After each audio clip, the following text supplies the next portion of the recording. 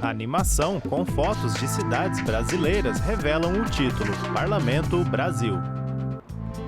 Olá! Você sabe que muito do que impacta a nossa vida tem a ver com o trabalho parlamentar. Seja bem-vinda, seja bem-vindo ao Parlamento Brasil.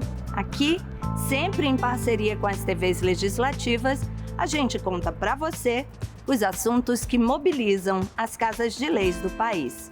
Você vai ver. Roraima promove conscientização de estudantes sobre tipos de violência doméstica. Questão estratégica. Trabalhadores da agricultura familiar estão envelhecendo, enquanto os mais jovens deixam o campo. Momento histórico. Há 200 anos, o Brasil tentava elaborar a primeira Constituição. Festival do Dendê em Camaçari, as delícias da cultura baiana.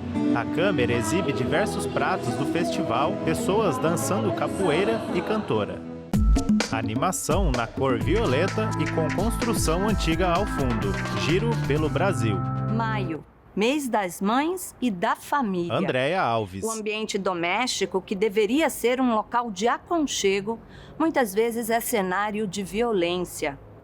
Em Roraima, a Procuradoria Especial da Mulher da Assembleia Legislativa promove palestras em escolas para conscientizar os estudantes sobre os diferentes tipos de violência contra a mulher. O começo da manhã TV desses Assembleia alunos não Roraima. foi na sala de aula como costuma ser. Nesse local, eles aprenderam como identificar violência psicológica e física, sobre os canais de Reportagem, denúncia, Francis caso se Carvalho. depararem com uma dessas situações, e as penalidades para quem comete esses crimes. Essa palestra faz parte do trabalho que a Procuradoria Especial da Mulher da Assembleia Legislativa está realizando nas escolas, com a finalidade de combater o ciclo da violência contra a mulher. A Assembleia Legislativa, através da Procuradoria Glauci da Mulher, Gembro, tá diretora trazendo da essas Procuradoria palestras nas Especial da escolas, Mulher. Porque entendemos que é importante esses adolescentes entenderem realmente o que é violência doméstica, né? E a semana passada fizemos na Severino Cavalcante, agora estamos aqui na Girassol e vamos continuar semanalmente nas escolas da capital, e assim que tivermos equipes suficientes, nós também levaremos para o interior do estado. Esses alunos são do 7º ano do ensino fundamental da Escola Estadual Girassol, localizada na Zona Oeste de Boa Vista. Os responsáveis em ensinar tudo para eles foram os profissionais que fazem parte do CHAME e do Núcleo Reflexivo Reconstruir. Esse trabalho da Procuradoria Especial da Mulher, justamente trazendo o Jadiel Ribeiro, psicólogo do Núcleo Reflexivo Reconstruir. As crianças ou adolescentes que estão dentro da escola, tá, eles podem ser um potencial próximo agressor, porque eles vivenciam lá onde tem violência. Então o papel do Reconstruir é justamente trazer essa reelaboração também para dentro das escolas, para que esses adolescentes não sejam uma próxima pessoa que vai cometer algum tipo de violência doméstica. Para Ana Clara foi uma experiência única e diferente. Foi uma experiência Ana Clara diferente, Seixas, eu fiquei sabendo de estudante. mais coisas que eu não sabia sobre violência psicológica e esses negócios. Para mim era praticamente tudo abuso, né?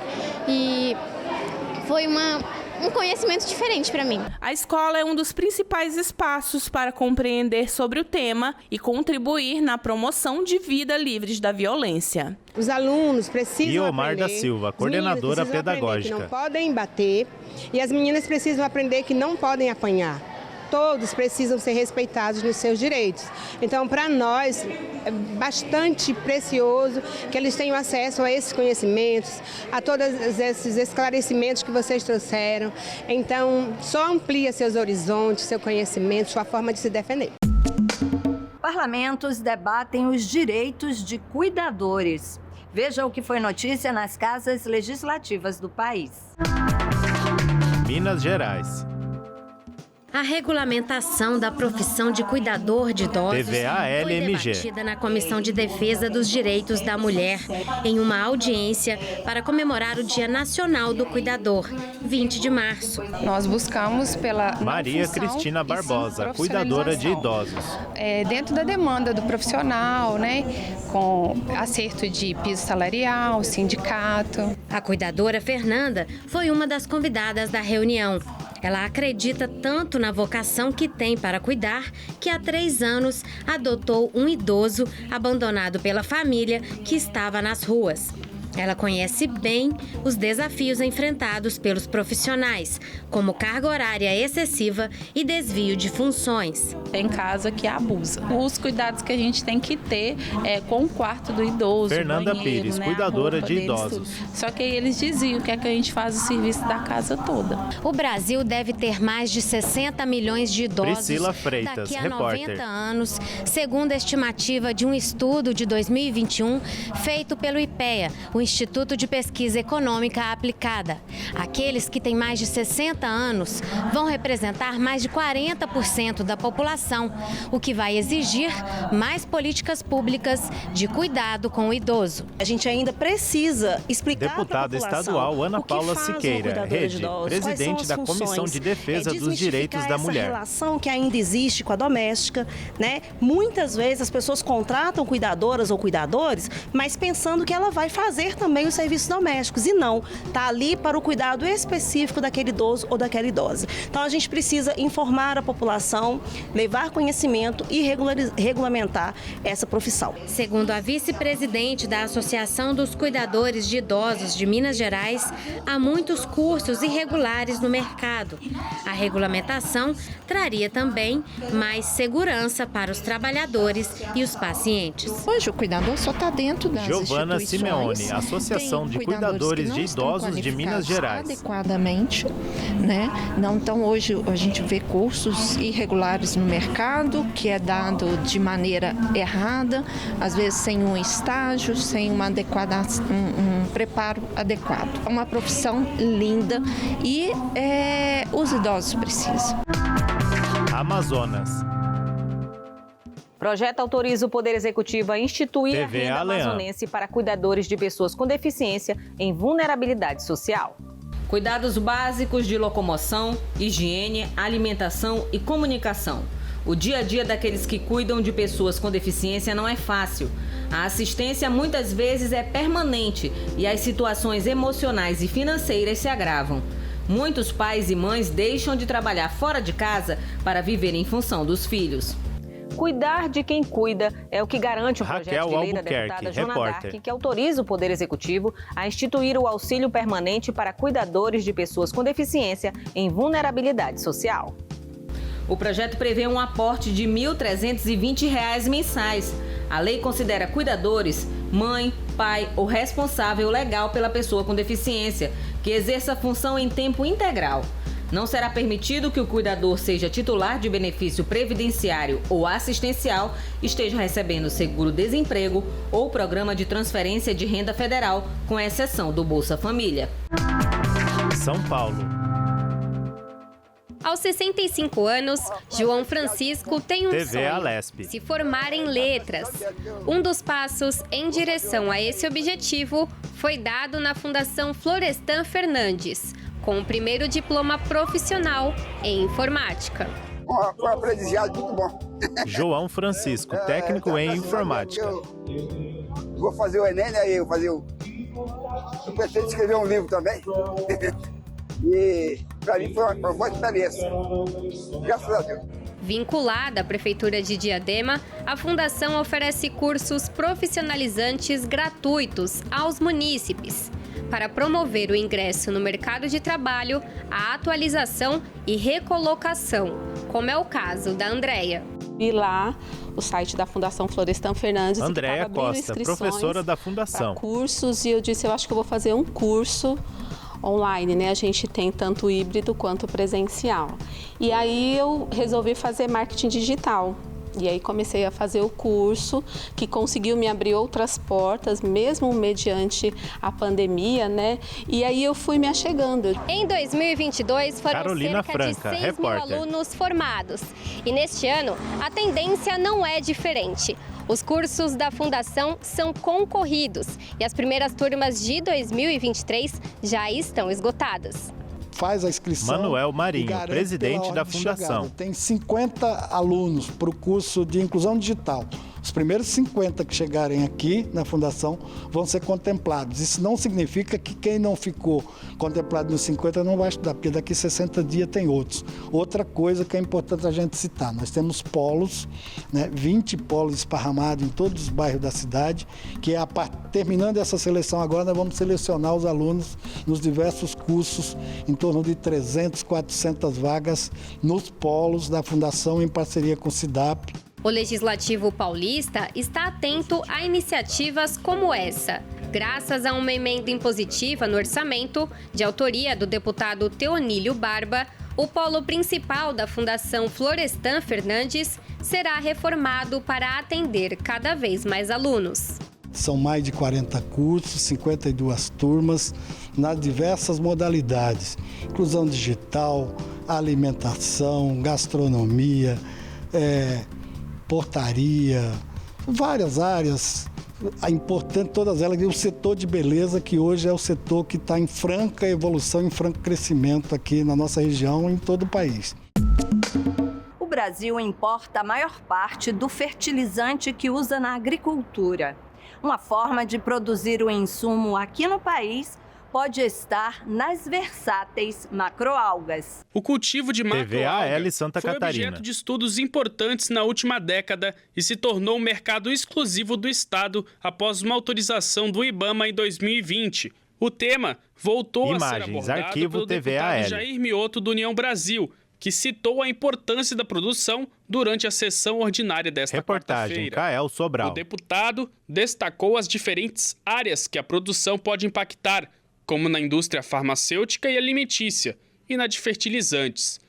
A macroalga também é altamente valorizada pela possibilidade de combinação com o cultivo de ostras, mexilhões e vieiras. Na última legislatura, como presidente da Comissão de Economia, Mioto debateu a iniciativa com o colegiado. A macroalga, também conhecida como Capaficus alvarezi, é uma espécie tropical, mas que se adapta bem ao clima subtropical de Santa Catarina. Eu vejo que é algo que dá para conciliar. Deputado com a estadual de Jair Mioto, ostra, União. E é muito rentável, ela é utilizada na indústria cosmética, farmacêutica, alimentícia, mas o que está assim, muito em alta no momento é a questão dos fertilizantes, é o biofertilizante. Essa dificuldade que nós tivemos com a guerra da Rússia, que é um dos fornecedores para o nosso país do fertilizante, então nós podemos ter aqui no estado essa produção, e 70% da nossa economia é o agronegócio, então nós podemos ser autossuficientes aqui nessa questão do biofertilizante e também exportar isso. A animação de cor violeta e o Palácio do Congresso ao fundo, direto do Congresso. Olha, a matéria que você vai ver agora é sobre um assunto estratégico para o Brasil. As famílias do campo vêm envelhecendo e o problema é que não tem havido uma reposição suficiente com trabalhadores mais jovens. A questão é séria, porque a agricultura familiar ela é responsável por boa parte dos alimentos que chegam à mesa dos brasileiros. Veja na reportagem da TV Câmara. Frutas, verduras e um monte de delícias TV do campo. Câmara. A gente trouxe aqui a nossa cajuína, que é um suco natural do caju, onde garanto para vocês Gomes, que quem tomar a primeira vez Piauí. vai querer estar tomando sempre, porque ele é natural. Uma mostra reuniu na Câmara dos Deputados Narração, produtos Jeff de jovens de 26 estados e do Distrito Federal, com o objetivo de chamar a atenção dos parlamentares para a importância da sucessão rural, que é a permanência desses jovens no campo para tocar a propriedade da família. Na minha propriedade hoje eu tiro cerca de 3 mil por mês. Não que o jovem não possa vir para a cidade buscar melhorias do jeito que ele sonha. Agricultor em Rondônia. Mas hoje para nós, enquanto juventude do campo, é muito mais favorável permanecer nas nossas propriedades, fazendo a sucessão rural de fato ali, que é dar continuidade aos processos que vem trazidos de geração em geração. A exposição Juventude Rural, semeando resistência e cultivando um mundo novo, também pretende chamar a atenção para a necessidade de políticas públicas que tornem a zona rural tão atraente para essa turma quanto as grandes cidades. Que é a agricultura familiar que garante a soberania e segurança alimentar do país, né? Assessora legislativa da CONTAG. E os jovens são o presente e o futuro dessa produção. Eles têm que ter a escolha de permanecer ou não no campo. e não sair por falta de oportunidades. Segundo o IBGE, mais de 7 milhões de jovens vivem no campo e enfrentam desafios como falta de moradia e de acesso a serviços públicos básicos, como saúde, educação, crédito, assistência técnica, esporte e cultura. Dados do Censo Agropecuário de 2017 mostram que mais de 2 milhões de pessoas entre 15 e 19 anos deixaram os municípios rurais entre 2010 e 2017. Para este deputado, a sucessão rural é uma questão estratégica para o Brasil. Durante muito tempo, deputado federal Carlos Veras, PT Pernambuco, e-mail dep.carlosveras@câmara.leg.br. A roça não é um castigo. Então a gente precisa dessas políticas estruturantes. Organizar as cooperativas, ter acesso ao crédito. O PA, que é um programa importante que o governo do presidente Lula liberou agora 500 milhões, mas tem que chegar até a juventude. A gente tem que ter terra para produzir. Por isso que o programa Minha Primeira Terra, o Consórcio Social da Juventude, são programas importantes que precisam retomar.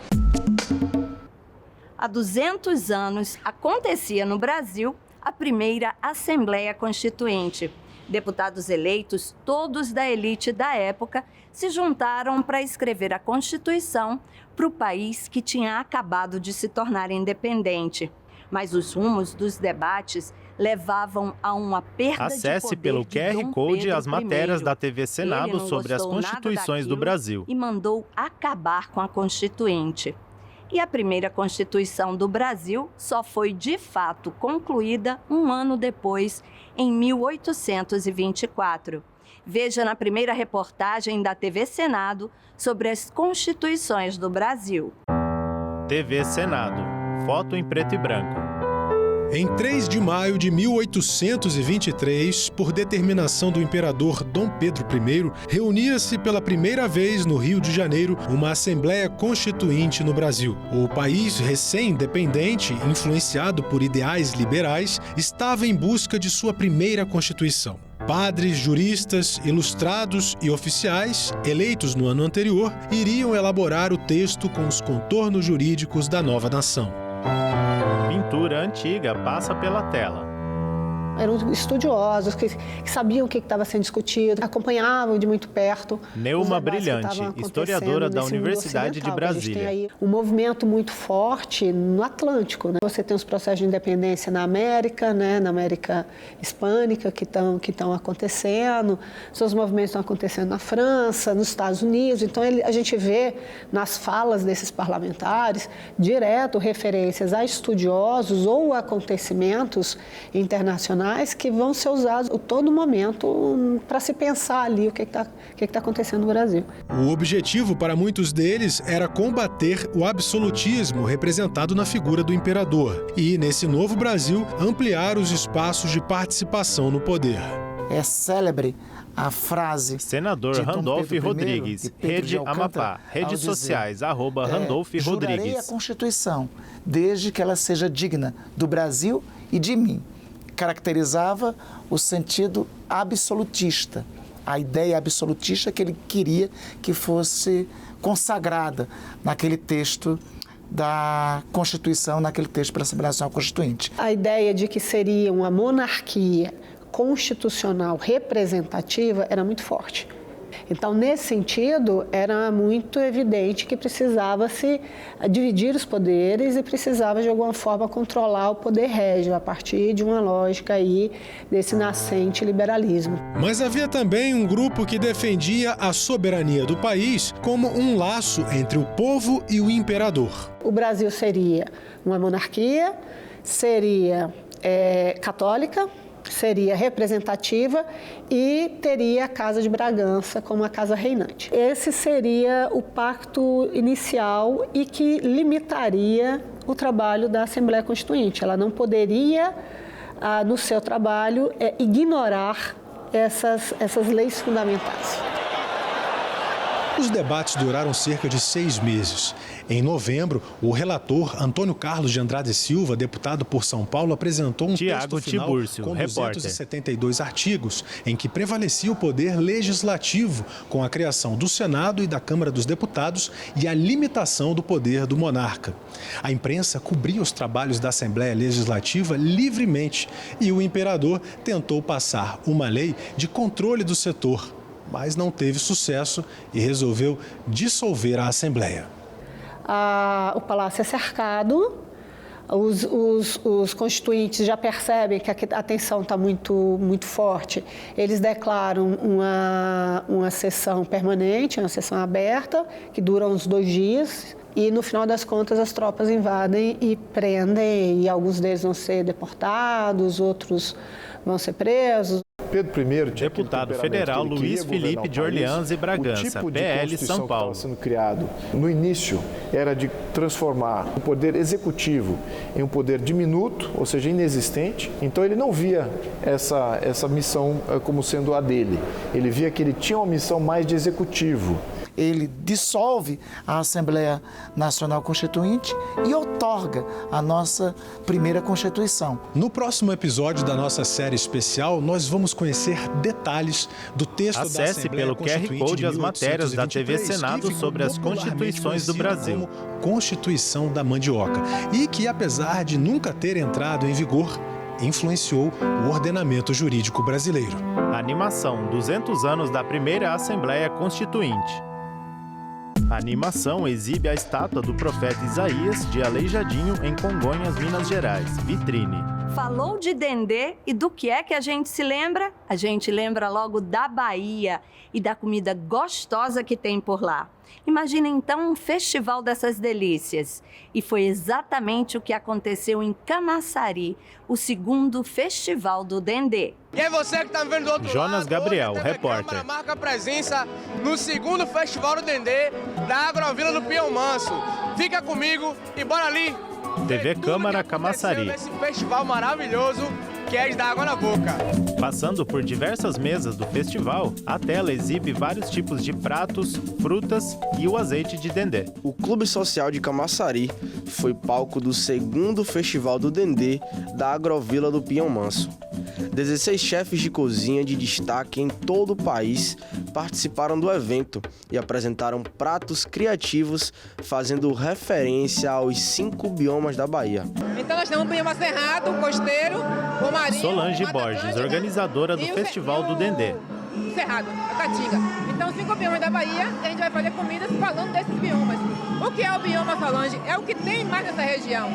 Né? No bioma costeiro, os peixes desse mar que a gente pode utilizar. E assim nós viemos para cá, para conhecer esses chefes, né? Para poder apresentar essa comida. A organização do festival fez questão de enaltecer a culinária ancestral e valorizar as comidas típicas de cada localidade. Esse festival, para mim, é muita satisfação poder estar aqui participando. Rose Braga, organizadora do Festival do Dendê.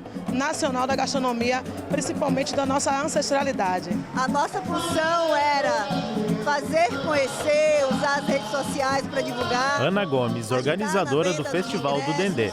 E dar as nossas ideias, né, que a gente tem para poder esse evento acontecer com tanto carinho como está aqui hoje. A criatividade dos chefes chamou a atenção, desde a escolha dos ingredientes até a apresentação dos pratos, pensados exclusivamente para o festival. A gente pensou em ingredientes que remetam ao bioma. João Vitor Gomes, chefe de cozinha. Muito presente na culinária da Caatinga, a palma e também o licuri. Então não poderia faltar esses 3 ingredientes para trazer a Caatinga para esse festival. O nosso prato, ele vem representando, né, o nosso bioma e em forma de protesto. Isa Souza, também, chefe de cozinha. Sobre o avanço do desmatamento e o desgaste do nosso bioma.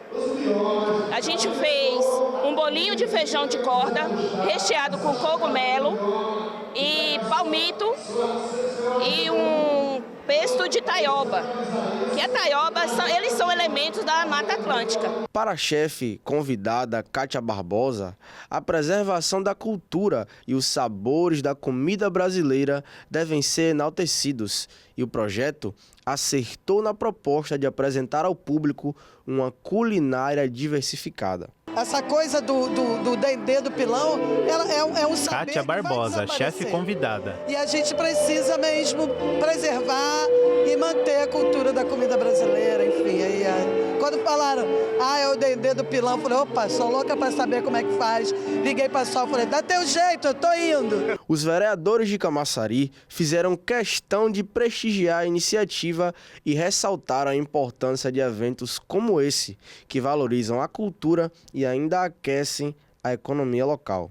É muito bom em Camaçari. Vereador Tagner Cerqueira, PT. É preciso que os poderes públicos entendam que Camaçari não é só o polo. Camaçari é sim uma indústria de cultura, uma indústria de muita riqueza. A gente tem várias riquezas e precisamos diversificar nossa matriz econômica. É uma cultura muito rica, estão vendo aqui, produtos maravilhosos. Vereadora professora Angélica, PP. Está aqui hoje para a gente vivenciar e estar comprando e fortalecendo o nosso comércio. Isso nos dá um orgulho muito grande, fortalece a cultura, fortalece a gastronomia, fortalece o pertencimento do nosso povo de Camaçari nesse cenário nacional da gastronomia e eu fico muito feliz de participar. Vereador Flávio Matos, União, presidente da Câmara de Camaçari. Mas sobretudo econômica para a nossa cidade.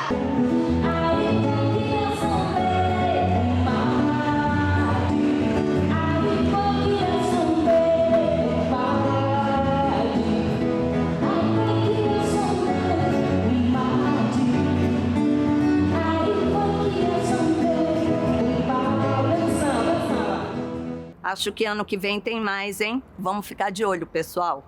Bom, o Parlamento Brasil fica por aqui. Se você quiser rever qualquer um dos nossos programas, já sabe, tem tudo na internet. senado.leg.br/tv/Parlamento Brasil, youtube.com/TV Senado, e-mail parlamentobrasil@senado.leg.br. Tchau.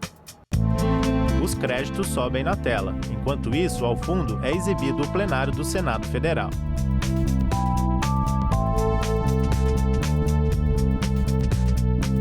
TV Senado 2023.